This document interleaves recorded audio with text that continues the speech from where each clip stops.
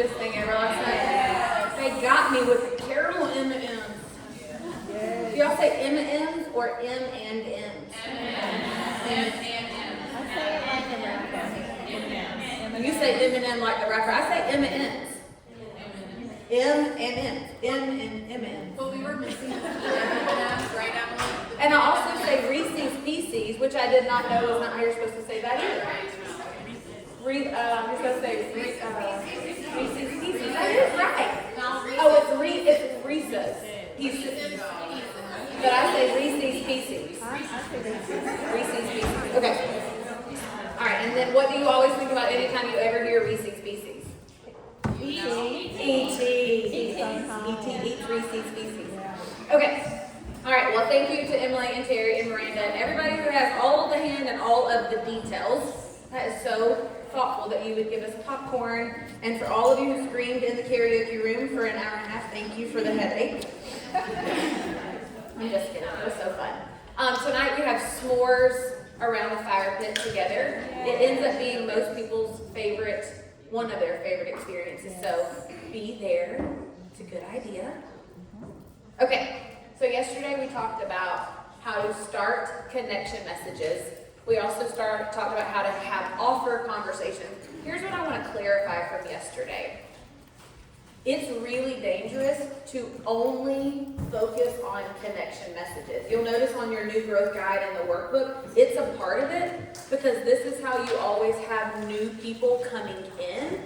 But the actual income producing parts, to consider yourself working your Plexus business, you have to be having conversations that are about Plexus.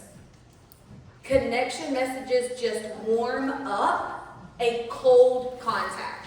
So for those of you who don't want to be direct with a cold contact, which is also allowed, I'm a direct person. You're not going to find me doing a lot of connection messages because I have gotten my content to the point where it can warm them up for me so that I feel perfectly justified going direct Plexus with offers. Some of you will want to have some connection first, that's fine, but you can't live there. If you're going back and forth more than 3 or 4 times without coming up with a way to say, hey, because you mentioned this, or because you like that, I also thought you might like this. You've got to be willing to pivot. You've got to be willing. And the pivot is just figuring out how to take what you already know about them or what they've already shared and say, hey, because of that, here's this. Cannot call yourself working your business if all you're doing is connecting. That is not working. That is being a friend, and you're going to be in the friend zone. You've got to be doing offer messages, okay? But we're not talking about that today. We're talking about follow-up. Purpose-led follow-up. How many of you have ever sent a message, not heard back, used the word ghosted, and then immediately assumed the person hates both you and Plexus? Same, sort of. I just think there's something wrong with them, honestly. But here is what I know. People are not saying no when they don't respond. They're not saying no. They're saying just as much of a yes as they are saying no. I choose to think they're saying, sure, when you can help me understand why I need that. Follow-up is where belief is built, and it's where trust is earned. If you're not willing to follow up, save yourself the effort of the initial reach out. Just don't do it. Just don't do it. It's not ever going to convert people to customers if all you're ever doing is sending the first one. And y'all, that is true for the business and for the products. So this follow-up training and this process that I'm going to teach you, I'm going to teach it to you from a product standpoint because 95% of you are way more comfortable selling the products and then doing the right thing with product users. Totally fine. Some of you will directly recruit for the business. The process of follow-up is the same no matter what you're selling. You have 2 options. You can sell products, you can sell business. You can do the right thing with product users, turn it into a business builder. But the process of follow-up is required for both camps. Okay? Follow-up is where people will see that your care is not conditional on whether they buy something on your schedule. Say that one more time. Follow-up is where people will see that your care wasn't conditional on whether they bought something on your schedule. Successful people don't take silence personally. They simply take it as a sign to stay consistent. If your heart is to serve, follow-up never feels pushy.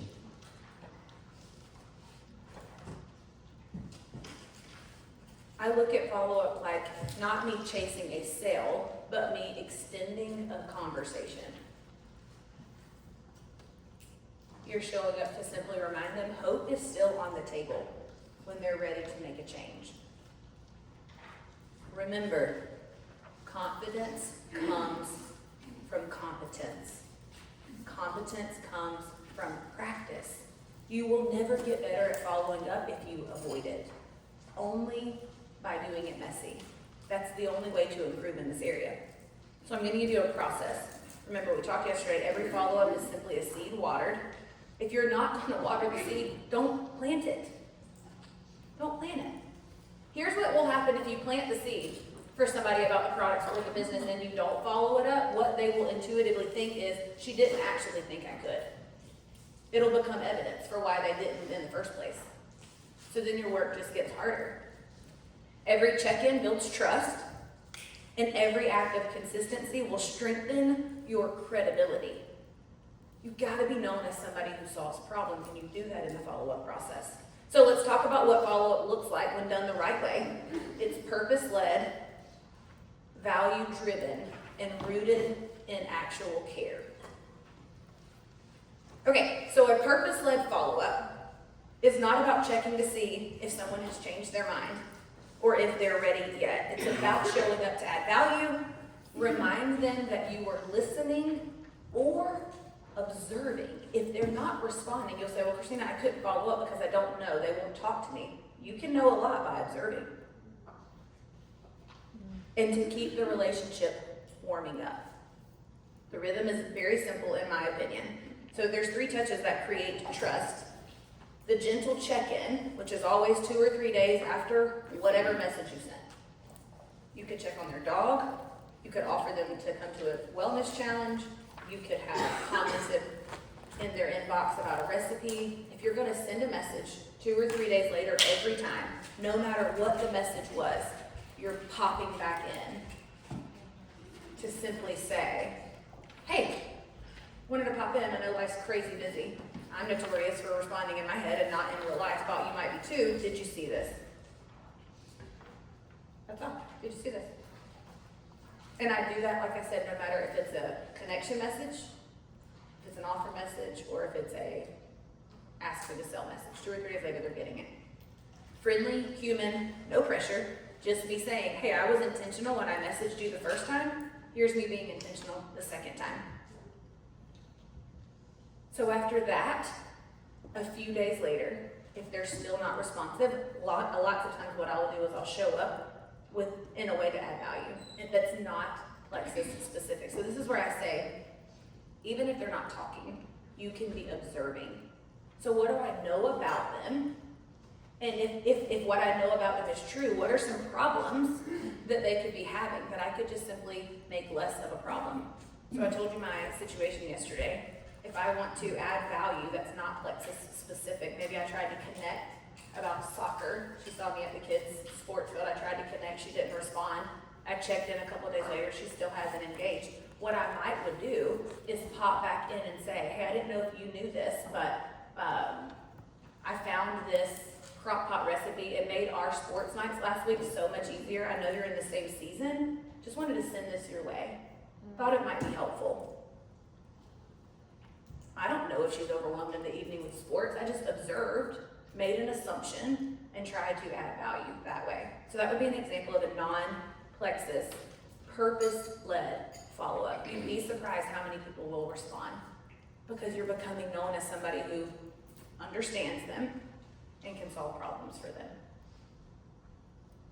So solve a small problem, offer encouragement, or share something that has genuinely helped you.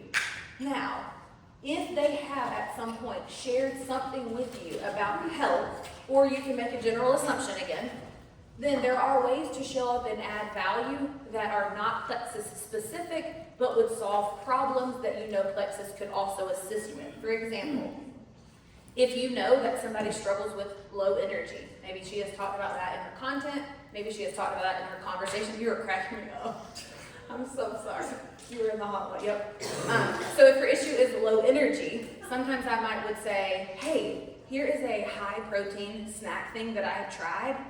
Here's a morning tip that helped me manage my energy.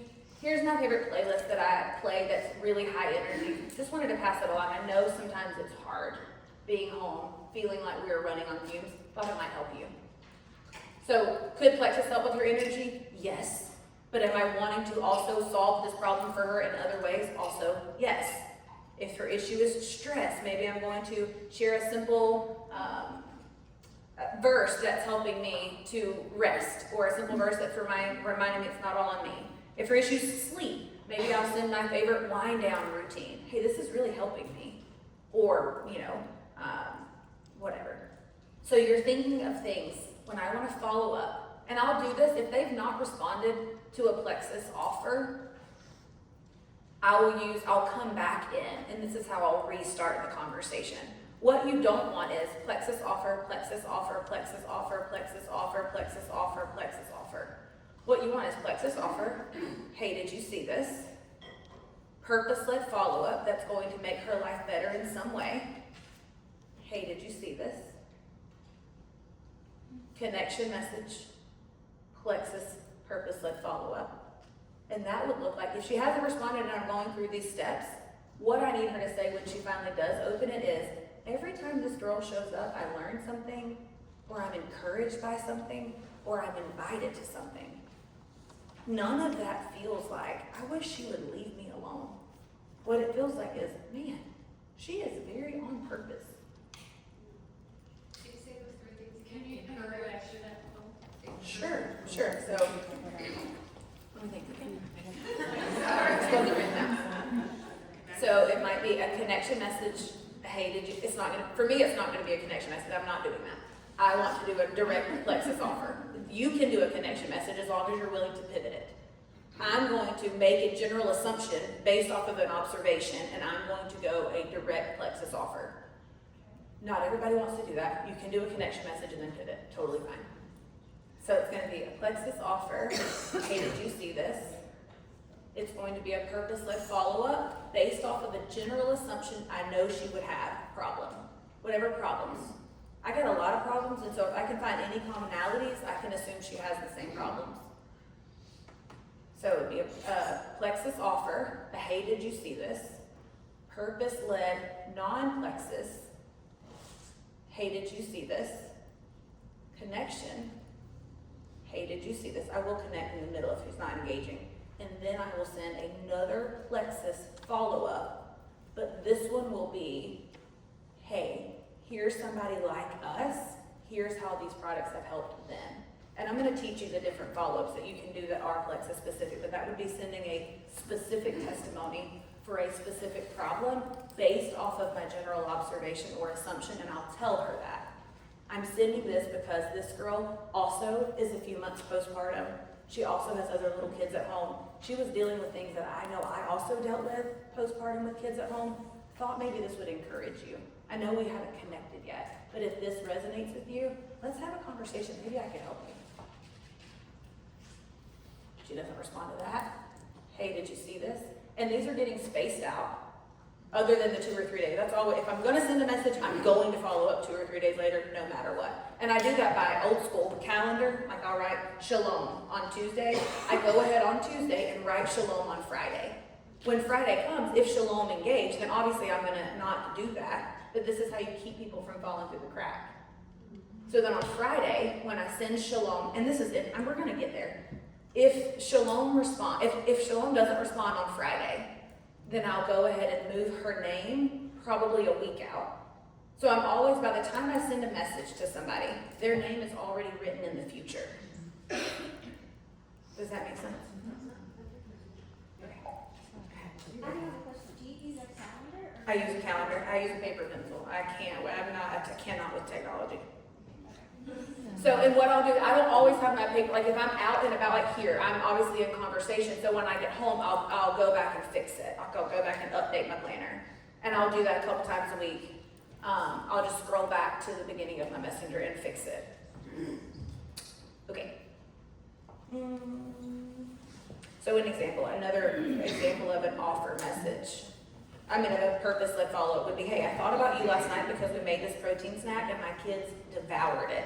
It's been helping me with my steady energy that I've been talking about, and I just wanted to share. Maybe you and your kids would have fun making it too. Drop a quick recipe. I moved on with my life. All right, so after you've done that, a couple of weeks later, when you circle back, reconnect them to your belief. This is where you share a story or an event or something that reignites curiosity. Example, hey, I saw a story today that reminded me of you and what you mentioned with your struggle, fill in the blank. It's someone who found relief using what I've been using, want me to send it your way. Oftentimes I don't even ask. I'll say, wanted to send this your way. Will you check it out and give me your thoughts? Or, hey, we've got a short wellness event this week all about blank. So I'm very strategic. If it's teachers doing the event, I'm going to go to my Facebook search bar and search teacher, and it will sort your friends list by people who have identified as a teacher. Or if it's a nurse, I'll go in the search bar and type nurse, and it'll sort my friends list based off of people who have identified as nurses. If it's military, I'll go, like if it's a military spouse, I'll search military, and it will sort it by military. So I'm very intentional. And so then I would say, hey, we got a short wellness event that a couple of teachers are putting together, how they're managing it during this holiday season in the classroom, still feeling great, having a lot of energy. 20 minutes long, would you come be my guest?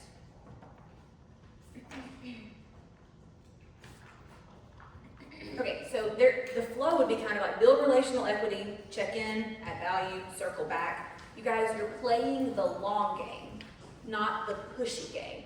We get frustrated when people ghost us because we're playing a short-term game. I'm playing a long-term game. I'm prepared to see this through 24 months if I have to. And I have. Several people here joined after many years of me following up. It's the long game. I'm looking at you, Katie. Many years. Many years. Okay, so let's make this kind of practical. So there's 4 go-to tools that you can kind of rotate through all year long. So it'd be the friendly check-in.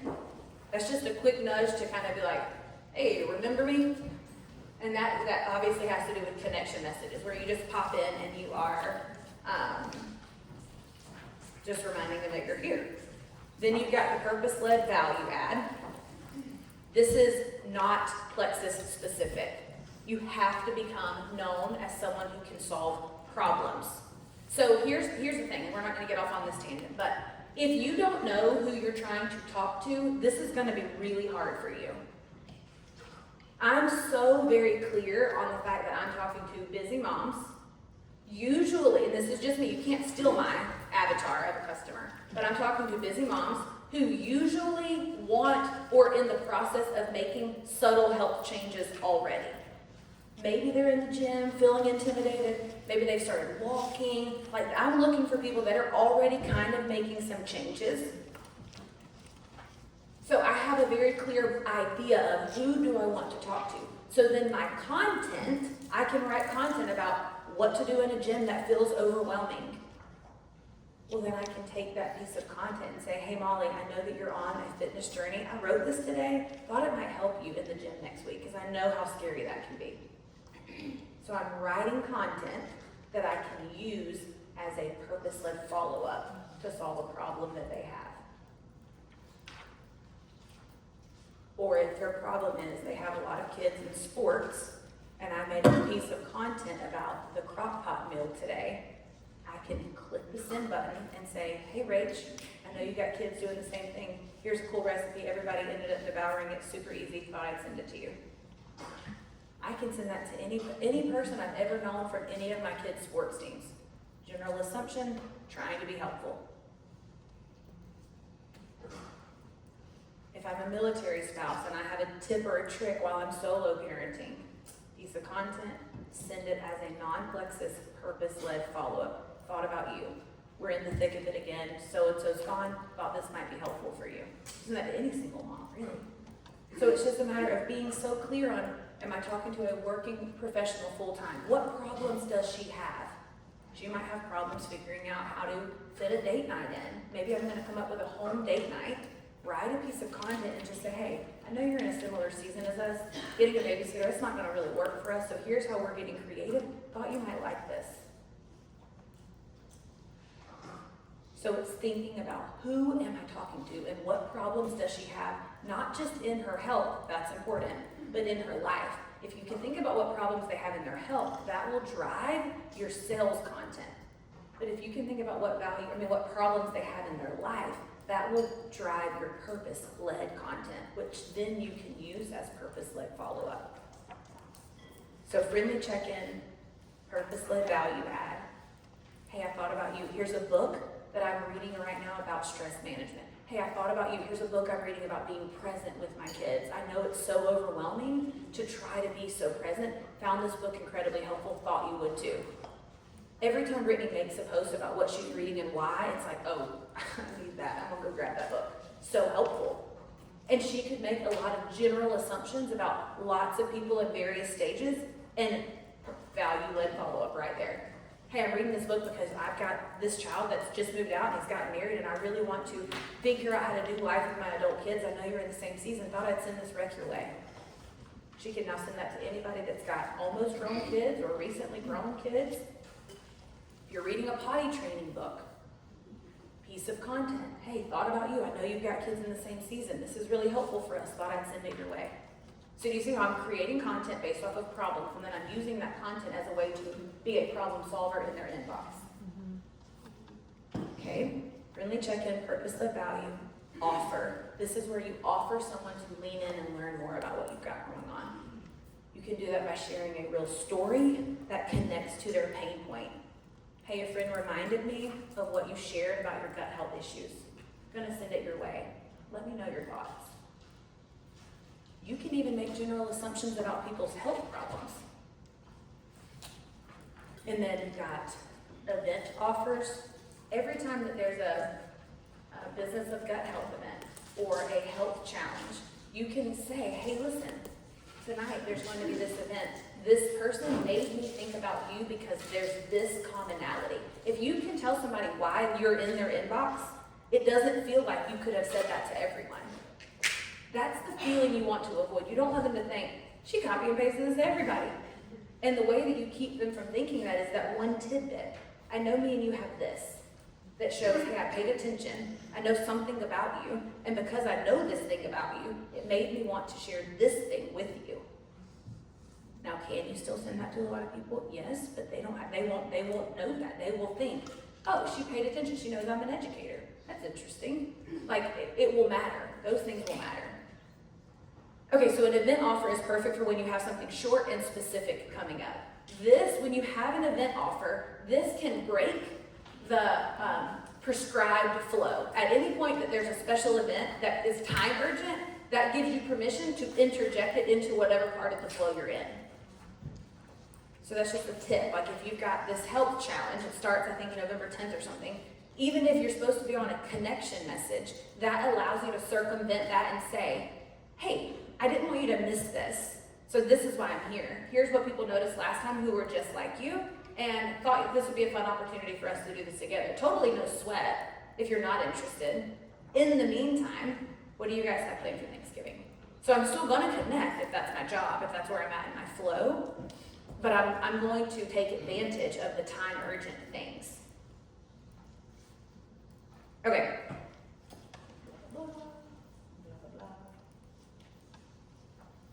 I think that here's what you have to mind in your mind when it comes to follow-up. You're not checking up on them, you're showing back up for them. In no way are you pestering, but you are just tending the seeds that you've already been planting. I think that every follow-up should feel like a gift to them. Again, you want to be known as interesting. when she shows up, she's encouraging or educating me or inviting me to something. In no way is she going, are you ready yet? Are you ready yet? Are you ready yet? Are you ready yet? Are you ready yet? I did my fair share of that for my first 2 years. No shame. No shame. I find myself having to fight that mostly when I'm fearful. When there's hurry up and get this thing so that I can be recognized for this thing, then I can kind of panic and go back into make it about me. But it's not about me, it's about them. Okay, so, let's see, page. Can I make a comment real quick? No. I kid. I just want to say if you're sitting here thinking, gosh, I'm not good at this, and Christina's so good at this. I just want you to know that Christina's not always been good at this, like she just mentioned. I was literally sitting there thinking that, as you said that, Christina, about, I've done my fair share of, are you ready yet? Are you ready yet? I remember when Christina was probably a Ruby, we were doing a team call about how she got 8 joins that month. And one of the examples was somebody that she had been following up literally 60 messages of are you ready? And she had no shame. So it's like, hey, I want my results, what you do. So everything that you're hearing, she's standing there sounding so polished, so expert-like, right? She is really good at this now, but she's 10 years in, and she's literally done this thousands of times. And she didn't come into this being a natural at it. Practice eventually looks like talent. And so if you're sitting there thinking, I'm not good at this, and oh my gosh, these are light bulbs. Good. You don't have to be naturally good at this. You just have to get good at it. And that's a decision. And she decided that. Yeah. I should have been more vulnerable, I guess. Yeah, it was bad. And I remember looking at Brittany's face on that team call as I'm scrolling through the 60 messages, and I'm going, she is never going to do that. This ain't landing, I don't think. What is their problem? But she was right. And so here's what I had to learn. I was like, Brittany, I don't know why my team is not recruiting. And I told them exactly what to go do, and she's like, nobody wants to do that. Most of us care what people think, you psycho. So, try to slow down and figure out the process, which is actually how the 30 and 30 was birthed. It's like, okay, how can I show them? How can I help them be excited about the work that there is to do? Follow-up is work, but you can feel great about the effort and the impact in the work if you understand how it's going to play out over time. So she's exactly right, and I don't feel like an expert. I just have a lot of evidence of what's not going to work. So like Thomas Edison, that's the light bulb guy, right? Like he said he found 1,000 ways that electricity did not work. And so that's what I did. So that's the truth. Okay, we have to go. Rhythm quickly, page 11. It gives you a flow. I will repeat this until they die or block me or join me.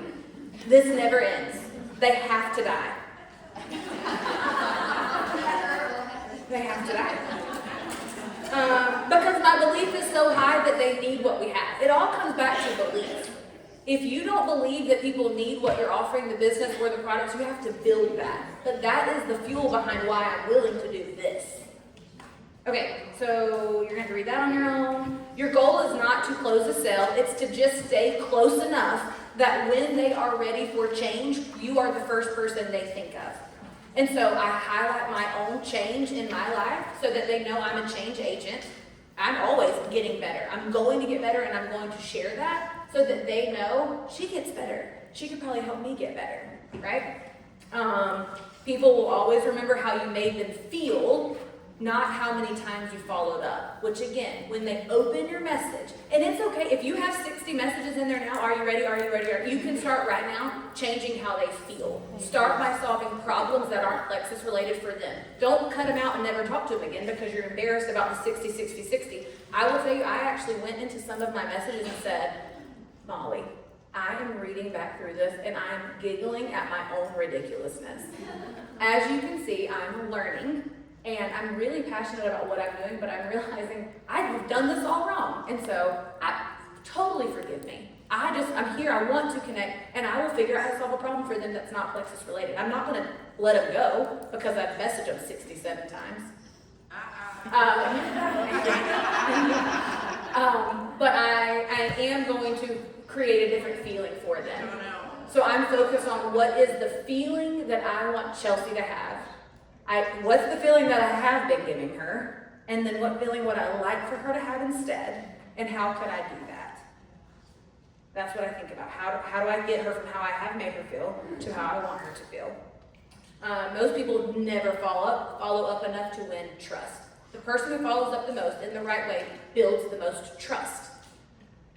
The ones who do, they are the ones who build teams full of people who say, hey, I've been watching you for a year and I'm finally ready. That is why. You're not chasing. Confidence comes from competence, and competence comes from consistency. So, what we're going to focus on this week is picking 5 people. How many of you did your homework last night? Okay, those of you that didn't, we extend grace. Get it done today. And then you're going to pick 5 people to follow up with. You can use any message from this guide. If connection is what feels the best today, get some conversations in your inbox. Do not wait for perfect words. Remember, how do I think they're feeling? How do I want them to feel with this message? How could I do that? Because follow-up is not about closing the sale. It is always about keeping the door open.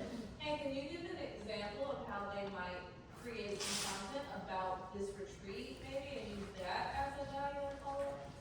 Yeah, so if I'm going to create content about this retreat, I'm going to create content about what I didn't know I needed as a mom. The community, the rest, the connection, the travel, the learning, the growth. So whatever of those resonated the most with you, like, man, women want to grow. Nancy, I know, is always so impacted by the fact that women want to grow. They don't want to stay the same. That's so different here. So I would be talking about conversation with women who are growing. It feels different. It feels like there's hope that we can get better and that I was created for more. That feels like purpose on the inside. And so then I would go to whoever's in the same season I'm in and say, hey, I don't know if this would be as impactful for you as it has been for me, but you are on my mind today. I know that you are in the home all day long and that you are giving everything that you have to those kids. And if you're like me, I never thought about getting away for a few days simply for the selfish reason of getting away. But when I got away to get better for them, here's how I'm feeling leaving this retreat. And I don't know if you can relate or not, but I just wanted to send this your way. What are you doing to pour into yourself? Or, hey, I don't know if you have friends that sing Gangster in Paradise, but I got some. What's your favorite karaoke song? I'm not even kidding. Like, I would just think about, like, what moment here was awesome and special? Why was that meaningful? Because none of us have made $1 by being in the room today. So it's not about money. It's about something else. What is that? Okay. That So would be good connection content because, somebody were to say, okay, my team's karaoke tonight. I don't know what to get up. What's your go-to karaoke yeah. song? That's good connection. That's what I'm saying. We are so overthinking. It doesn't have to be long. It doesn't have to be thoughtful. It just has to be people that are at home watching this. What do they think is so cool? They think it's so interesting that 55 women are spending the night together, that we're playing karaoke, that we're having you can make a piece of connection content about popcorn bar selections. What are you putting in yours?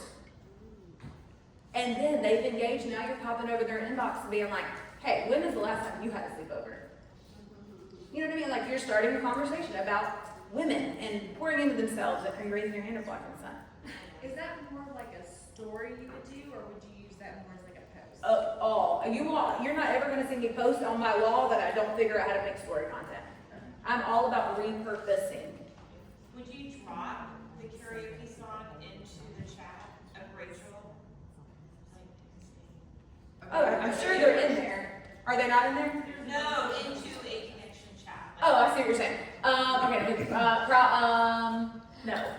I would, if I'm going to make a connect, so I'm going to make my post, and then if they are engaging on it or whatever, then I'll start a conversation. But you're saying if I want to go make a connection message and they haven't engaged, what I would say is, hey Suzanne, happy whatever day of the week it is, hope you're doing great. I'm popping in while I'm in Gatlinburg. I don't know if you saw my post, but we are having the best time. And I thought about you because I'd never saw myself as somebody who would be going away to a sleepover with a bunch of women trying to get better, but I know that you are similar to me in this regard, and it just made me think about you.